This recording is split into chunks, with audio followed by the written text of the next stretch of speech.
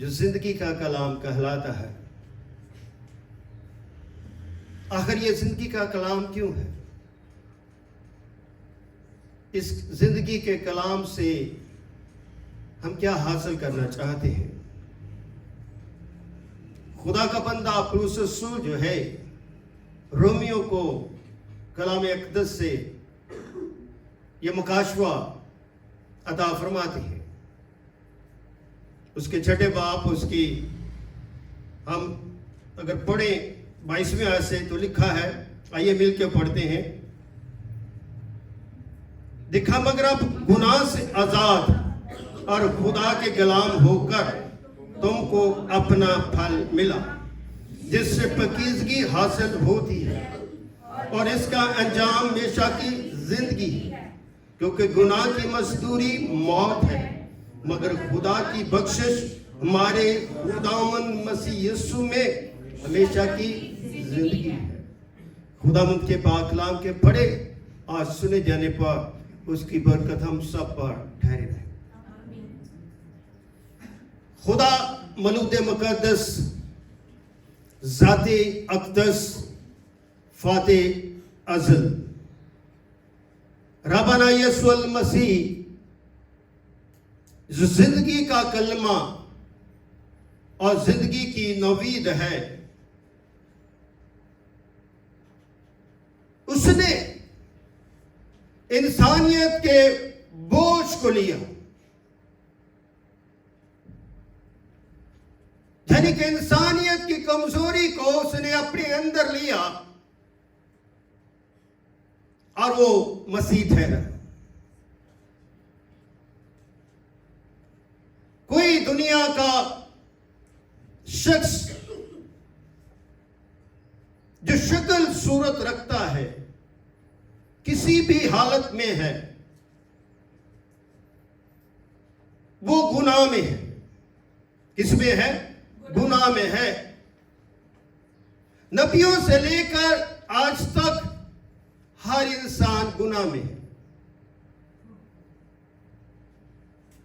एक गुनाह का मुहकम है और एक नेकोकारी का मुहकम है। गुनाह का मुहकम अबलीस है, जिसको हम शैतान कहते हैं, और वो गुनाह का दरख्शां बनाता है। मगर एक शख्स है जो इस गुनाह के दरख्शां को देखकर उसमें से गुजरता है, ताकि वो इंसानियत का नुमाइंदा बन जाए। क्यों? जब हम 23वीं आयत को देखते हैं तो वहां पर क्या लिखा? क्योंकि गुनाह की मजदूरी क्या है? मौत। एक मौत इंसान पर आती है और एक मौत के बाद जिंदगी आती है। इंसान जो मौत को लेता है उसमें खाक और राख बन जाता है, मगर जब यीशु मौत को लेता है तो मौत को वो शिकस्त देता है। क्या देता है? वो मौत को लेकर मौत को शिकस्त देता है। मौत फतह का लुक्मा बन जाती है। किसी भी चीज को सुनना और कबूल करना खुदा का सबसे बड़ा तर्स है। अगर हम सुनकर कबूल नहीं करते हैं तो इसका मतलब है कि हम उस तरह खुदा में नहीं है जिस तरह खुदा हमें चाहता है। खुदा चाहता क्या है कि हम अच्छे इंसान बनकर अपने गुनाह को जाने, अपनी मौत को जाने।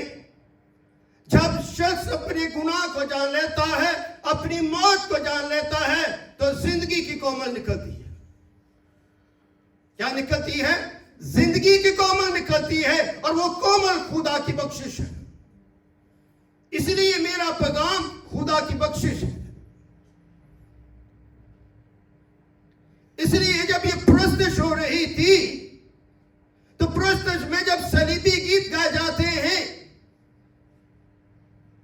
तो खुदा जो है वो सुनने वाली जिंदगी और प्रस्तुत करने वाली जिंदगी उससे क्या होता है? खुश होता है, क्योंकि सलीब की जो प्रस्तुत है ये जिंदगी, खुशी और अब्दियत का पैगाम है। और जब हम सलीब की बात करते हैं तो हमेशा की जिंदगी की बात करते हैं। उससे पहले हमेशा की जिंदगी नहीं थी, उससे पहले मौत ही मौत थी। मौत गालिब थी इंसानियत पर, मगर यीशु मसीह जो ज़ाते अक़दस है, मौजूद मुक़द्दस है, फ़ाते अज़ल है, उसने जब सलीब था कहा तमाम हुआ, तो जिंदगी जो है वो कामल हो गई, क्योंकि कामल खुदा ने सलीब पर फतह का ऐलान किया था। और ये फतह का मंबा है, यह फतह देने वाला, जिंदगी देने वाला, तरस खाने वाला और बख्शनहारा है। इसलिए वो कहता, बाप इनको माफ कर, ये नहीं जानते कि क्या करते। इंसान जो है could not understand what they are doing। इंसान वो समझता नहीं है कि वो क्या कर रहा है, मगर आज समझिए, आज समझे, जाने कि मुझे करना what I do, कि मैं क्या करूं, किसमें? खुदा में। अगर खुदा में मैं कुछ करना चाहता हूं तो सबसे पहले मुझे अपने गुनाह और दुख और दर्द का एहसास होना चाहिए। अगर मैं खुदा के लिए करता हूं, ये ब्लेसिंग है। ब्लेसिंग एक सच्चाई है कि मैं और आप कलाम के रास्ते में हैं। It's a relation of God कि we each and other are complete in God through the word of God। हम खुदा के कलाम में मुकम्मल तौर पर खुदा के साथ, इट्स अ ग्रेट रिलेशनशिप। यह है खुदा का एक अजीम तल्लक है, और तल्लक किसके वसीले से है? इस सलीब के वसीले। कलाम खुदा में लिखा है, सलीब का पैगाम हलाक होने वालों के नजदीक क्या है? बेवकूफी, मगर हम निजात पाने वालों के नजदीक क्या है? खुदा की कुदरत है। It's the great revelation। The passage of cross is a great revelation है, एक अजीम मुकाशवा है। इस अजीम मुकाशवे में जिंदगी है, बख्शिश है, इत्मीनान है। चार बातें इसके अंदर मैंने जो अंडरलाइन की है। पहली बात गुनाह है, और गुनाह की मजदूरी क्या है? मौत। खुदा के कलाम में सब ने गुनाह किया, खुदा के जलाल से एक ने नहीं, दो ने नहीं, तीन ने किया, सब ने गुनाह किया, और खुदा के जलाल से क्या है? महरूम है। जब तक वो मसीह में नहीं है, वो गुनाह या मसीह खुदा के जलाल से महरूम है, ब्लेसिंग से महरूम है। अगर आप ब्लेसिंग पाना चाहते हैं तो ब्लेसिंग के पास आना पड़ेगा, और वो ब्लेसिंग कौन है? कलमा मुजस्सम यीशु मसीह है। इसलिए गुनाह से निकलना चाहते हैं तो मसीह के पास आना पड़ेगा। क्यों पास आना पड़ेगा? पहला यूनुस का 4 बाब और उसकी 10वीं आयत, आइए निकालें। पहला यूना और उसका 4 बाब और उसकी 10वीं आयत।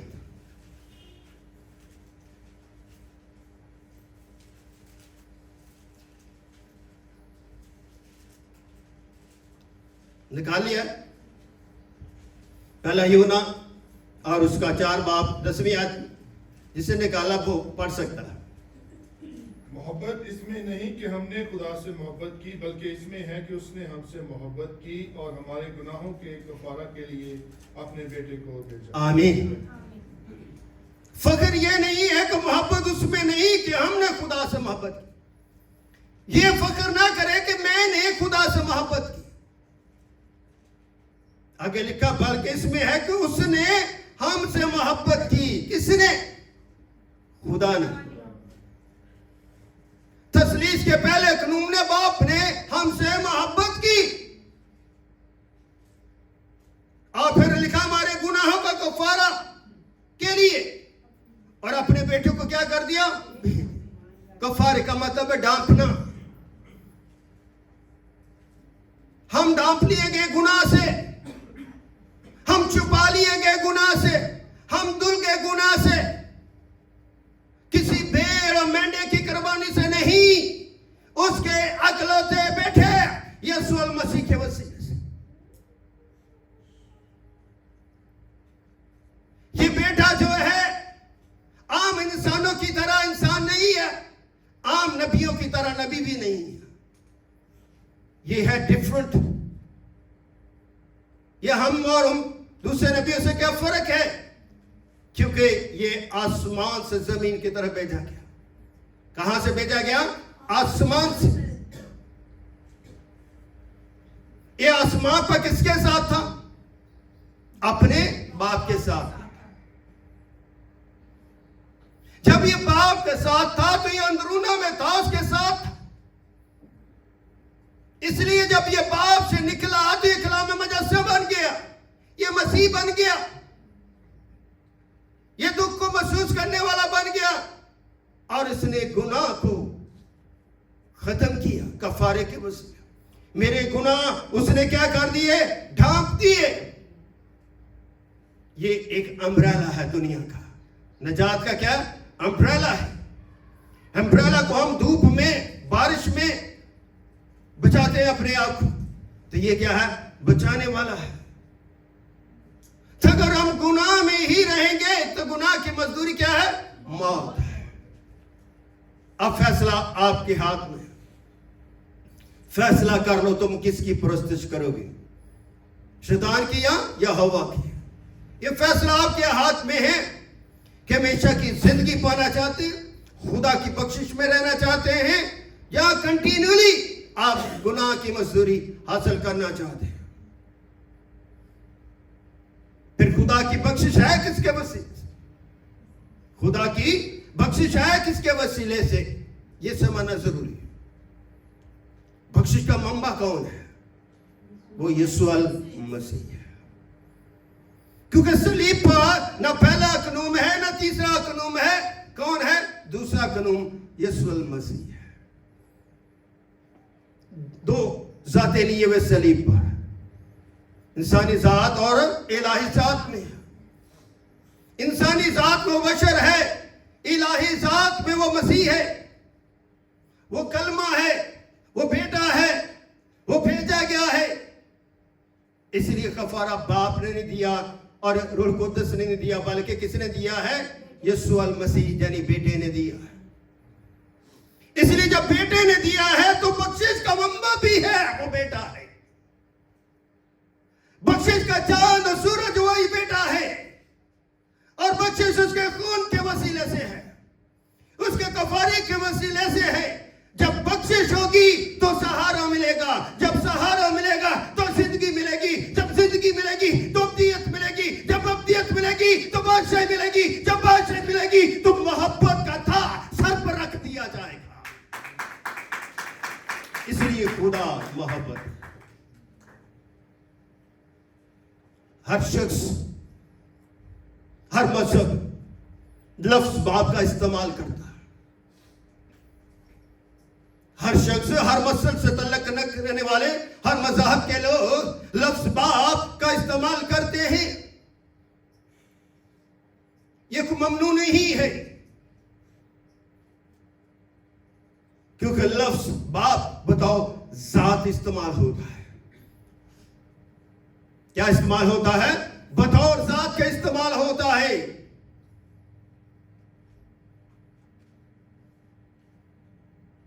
खालिक का इस्तेमाल होता है, कादरे मुतलक के तौर पर इस्तेमाल होता है। क्यों? ताकि इंसान और खुदा का जो रिलेशन है, होली रिलेशन, गुनाहलुदा रिलेशन नहीं, पाक रिलेशन, दुआ का रिलेशन, परस्तिश का रिलेशन, कलाम करने का रिलेशन, कलाम वसूल करने का रिलेशन, खुदा में चलने का रिलेशन, खुदा में बढ़ने का रिलेशन, ताकि कंटिन्यूली खुदा का रहम, तरस और बख्शिश जो वह जारी रहे। पानी चलता है तो चलता ही रहता है, हवा चलती है तो चलती रहती है, वो किसी के कंट्रोल में नहीं है। दुख आते हैं तो उन्होंने दूर भी होना है, दुख हमेशा नहीं रहता। दुख के आने का वक्त है, दुख के जाने का वक्त है। जब अपने दुखों को कहते हैं कि दुख भर जाते हैं यीशु के लहू से, दुख मेरे भर जाते हैं यानी हील हो जाते हैं। किसके लहू से? यीशु के लहू से। सलीब को जब मैं देखता हूं तो जीवन मिल जाता है। सलीब मेरा जीवन है। यह सलीब जो जिंदगी का निशान है, यह मेरा जीवन है। इसलिए जब मैं सलीब के ऊपर कोई गीत लिखता हूं तो मेरी रूह खुदावन में खुश होती है। इसलिए प्रस्तुत में खुशी, शादमानी और ईद का समय होना चाहिए हमारे चेहरों से। हमारी फिक्रें क्या? खुराक और पोशाक। हमारी फिक्रें यह है कि कौन सा मैंने कपड़ा पहनना है गुड फ्राइडे, खजूरी त्योहार पर, कौन सा मैंने कपड़ा पहनना होली थर्सडे की मीटिंग पर, कौन से कपड़े पहनने मैंने गुड फ्राइडे पर, और कौन से कपड़े पहने मैंने ईश्वर पर। हमारी फिक्रें हमारी खुराक और पोशाक है, मगर खुदा की फिक्र हमारी अब्दी जिंदगी है। क्या है? अब्दी जिंदगी। कभी हमने सोचा है कि खुदा मेरी फिक्र अब्दी जिंदगी की करता है? अगर वो अब्दी जिंदगी की फिक्र न करे तो हम बदन के तौर पर भी मुर्दा है, रूह के तौर पर भी मुर्दा है। यीशु का कफारा आपको बदन और रूह के तौर पर जिंदगी देता है। क्या देता? बदन और रूह के तौर पर क्या देता है? जिंदगी देता है। यीशु ने खुराक की फिक्र नहीं की। निकाले मत्ती 4 बाब और जरा पढ़िए वहां पर यीशु मसीह के 40 दिन के रोजे के मतलब।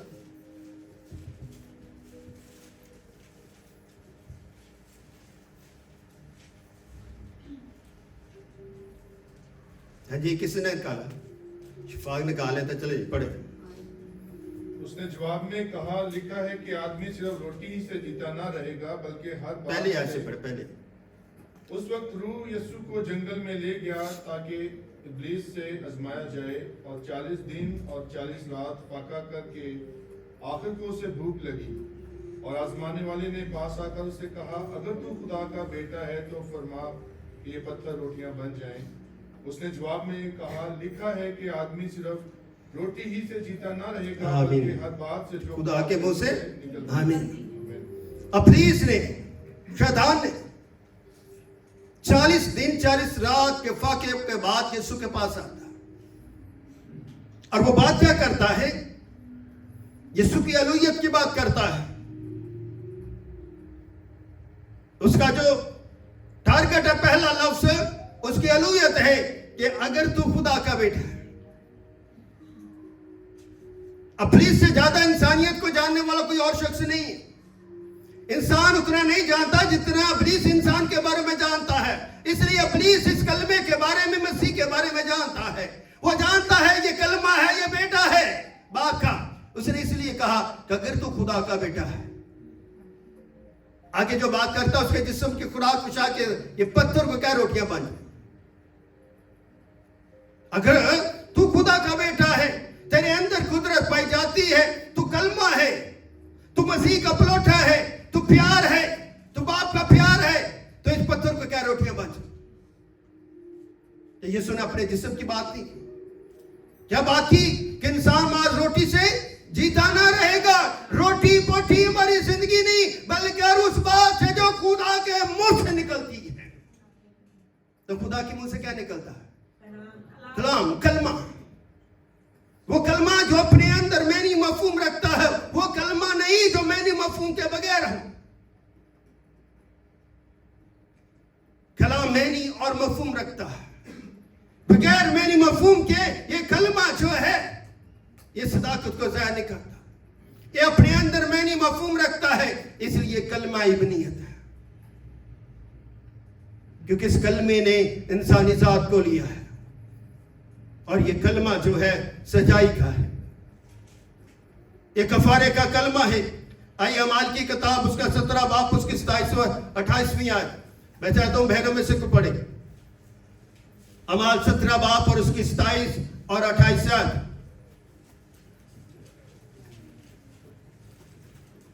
पीछे भी कोई है जिनके पास बाइबल कुबल है, बैठे जो है, चलो पीछे से चले बहन। ताकि खुदा को ढूंढे, शायद के टटोल कर उसे पाए, हर चंद वो हम में से किसी से दूर नहीं। अगली आयत। बस क्योंकि उसी में हम जीते और चलते फिरते और मौजूद है। आमीन। आमीन। ताकि खुदा को क्या करे, ढूंढे। किस तरह खुदा खोया हुआ सिक्का है। अगर हम कोई चीज हमारी फॉर एग्जाम्पल बात करता हूं इंसान के साथ तल्लक की, अगर मर्द की बीवी की बाली गुम जाए, लौकड़ गुम जाए, अंगूठी का रंग गुम जाए, जब पैसे गुम जाए तो घर में तब तक बुंचाल खत्म नहीं होगा, तब तक वो अंगूठी या रिंग या पैसे नहीं मिलेंगे। तब तक कोशिश की जाएगी, टटोला जाएगा, ढूंढा जाएगा कि वो मिल जाए। मुझे मालूम है कि हमारे घर में मेरे बच्चों की एक चेन थी, वो गुम गई और 8 दिन के बाद मिली। तब तक नादिया पूरी फिक्र में रही कि वो गई कहां, किधर चलेगी, किधर खो गई।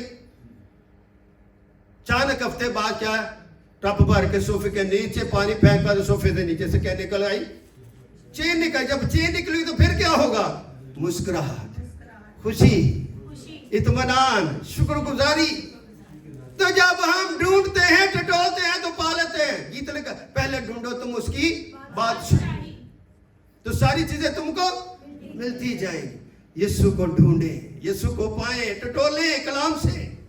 रोजे जो है टटोलने का नाम है, ढूंढने का नाम है, माज दुख का नाम नहीं है। रियासत दी मैंने रोजा रख लिया, बड़ा फखर नो। अगर आप भूख पर फखर करते हैं तो ये रोजा नहीं है। अगर रोजा रख कर आप ढूंढते हैं कलाम में से मसीह को, तो वो मिल जाता है। तो ये है आपका रोजा, ये है आपकी फतह, और ये है पैगाम, ये है बख्शिश, और ये है खुदा का दर्श। क्योंकि 17वीं आयत में, क्योंकि उसी में हम जीते और चलते और मौजूद हैं। खुदा में हम जीते हैं, चलते हैं, क्योंकि उसमें वो हमारे में क्या है, मौजूद है। पहला ग्रंथ बाप में लिखा है, क्या तुम नहीं जानते कि तुम खुदा का मक़दस हो। मैं और आप क्या हैं, खुदा के मक़दस है, पाक मकान, पाक जिंदगी। हमें महसूस नहीं है कि हम खुदा के मक़दस में हैं, और ये मक़दस जो है हमारी फितरत को भी चेंज करता है। आइए चेंज करें अपनी नेचर को। अगर हम चेंज नहीं कर सकते, इट्स मीन कि हम खुदा को उस तरह नहीं जानते जिस तरह खुदा जो है वो आपको जानता है। इंसान क्या चाहता है, वो अपनी हिकमत पर फख्र करे, मगर वो अपनी हिकमत से खुदा को जान नहीं सकता। मत अपनी हिकमत पर, अपनी दनाई पर, अपनी शोहरत पर और अपनी ताकत पर फख्र करे, बल्कि फख्र करे खुदा के कलाम पर। तेरा कलाम मेरे कदमों के लिए चिराग, मेरी राह के लिए रोशनी। कितना बाबरकत ये कलाम है। तेरा कलाम मेरे कदमों के लिए, सबके कदमों के लिए। कदम है तो हम चलते, कदम नहीं है तो बिस्तर पे पड़े रहेंगे। चलेंगे तो खुदा की रोशनी का हम क्या कर सके, जान सके। सदियों साल गुजर गए, क्या अब भी इंसान खुदा को उस तरह जानता है? नहीं। अभी हमने गीत गाया था, सदियों से देखो इंसान रोता चलाता रहा। हमारा रोने चलाने का जो सफर है वो जारी है। जब तक बुड़बुड़ाएंगे, बुड़बुड़ाते रहेंगे, रोते रहेंगे, मगर जिस दिन आपने शुक्रगुजारी करना सीख लिया, खुदा में उठा लिए जाएंगे, खुदा में ताकत पाएंगे। वो गीत बड़ा अच्छा, मुझे अच्छा लगता है, यीशु मेरा तो जोर बाने का।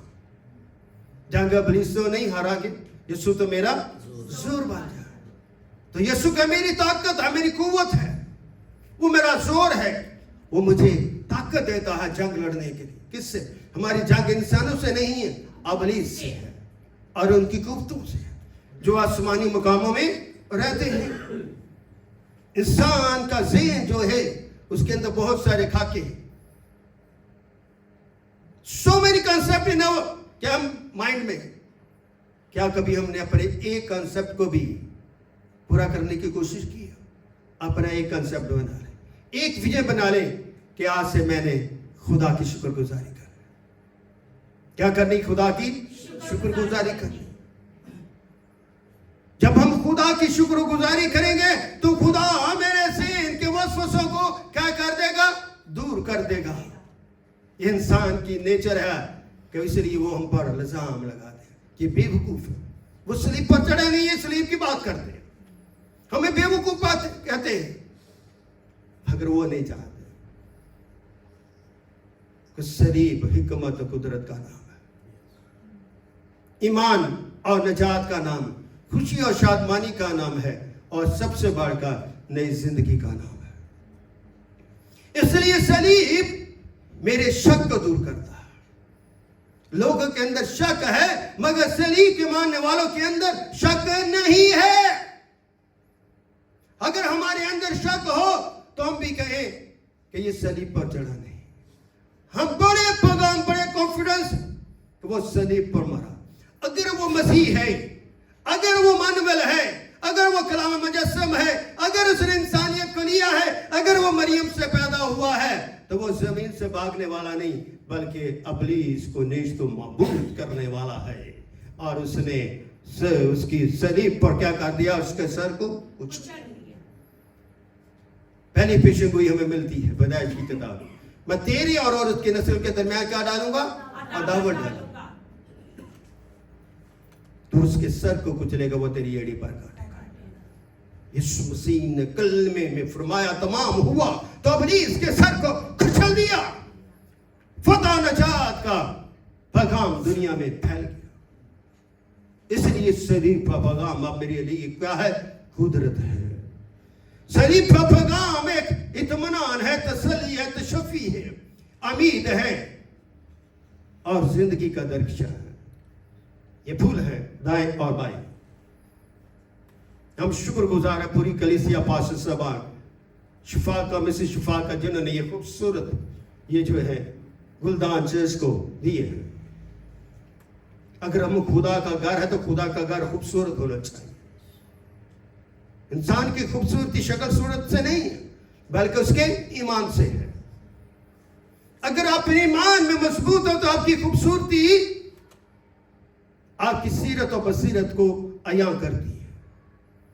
इसलिए चर्च में कलीसिया खानदान जो है खिदमत करते रहते हैं मुख्तलिफ तरीकों से, और आपकी खिदमत खुदा को का शुक्र अदा करते हैं। हमेशा शुक्र के तौर पर जाने पहुंचाने चाहे तो ले चाहे, ऐसा ना हो कि आप काम निकले, अगर जब तो ले जाए तो पूरे निकले। इसलिए मेरे लिए और आपके लिए सबसे बड़ी खुशखबरी खुदा के साथ चलना वफा और बका का नाम है। आज अपने वफा बका की खुशबू को महसूस करें। ये कोई सस्ते नहीं है। ये मैं और मिसेस गए देख के हमने देखा कि इसके अंदर भी होना चाहिए, तो ये कि फूल बड़ा महंगा है। मैं देख के काफी महंगे हैं,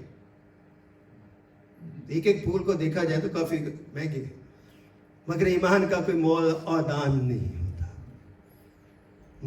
ईमान का मोल और दाम नहीं होता। और ईमानदार कभी फिर जब खुदा के लिए इरादा कर लेता है तो वो कभी ये नहीं कहता कि कितने का मेरा ये गिफ्ट होगा, क्योंकि वो खुदा के लिए होता है, वो प्राइसलेस होता है। इसलिए हमें शुक्र करना चाहिए। इस चर्च की कलीसिया थोड़ी ही मगर खूबसूरत है, खुदा की बका की पेकर है। किसकी? खुदा की वफा की क्या है? पेकर है। इसके शोले तो मुझको वफा की राह पे चलना सिखा दे। कौन? कलाम मुजस्सम यीशु अल मसीह जो सलीब पर चढ़ा, वो उसके वसीले से हमें वफा के पेकर बन गए। आइए जिसाया चैप्टर 53 वर्स 7।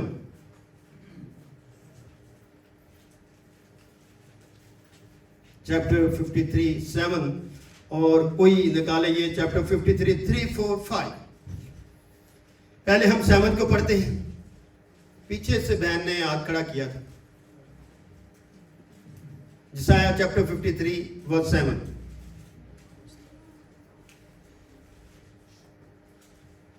अगर आप मिशन ट्रेनिंग में पार्टिसिपेट करना चाहते हो तो 5 और 6 को मिशन ट्रेनिंग प्रोग्राम है और उसमें डिफरेंट काइंड ऑफ खुदा के खदाम जो कलाम सुनाएंगे और उन पर सवाल बीत किए। जी बहन जी पढ़िए। वो सताया गया तो भी उसने बर्दाश्त की और मुंह न खोला, जिस तरह बर्रा जिसे ज़बह करने को ले जाते हैं और जिस तरह भेड़ अपने बाल कुतरने वालों के सामने बेइज्जत। आमीन। क्या लिखा? वो सताया गया तो भी उसने क्या किया? बर्दाश्त किया। उस पर कोड़े लगाए गए, उस पर थूका गया, उस पर लानत की गई, वो सताया गया, दुख उठाया, सियासत की गई, मगर उसने क्या किया? बर्दाश्त किया।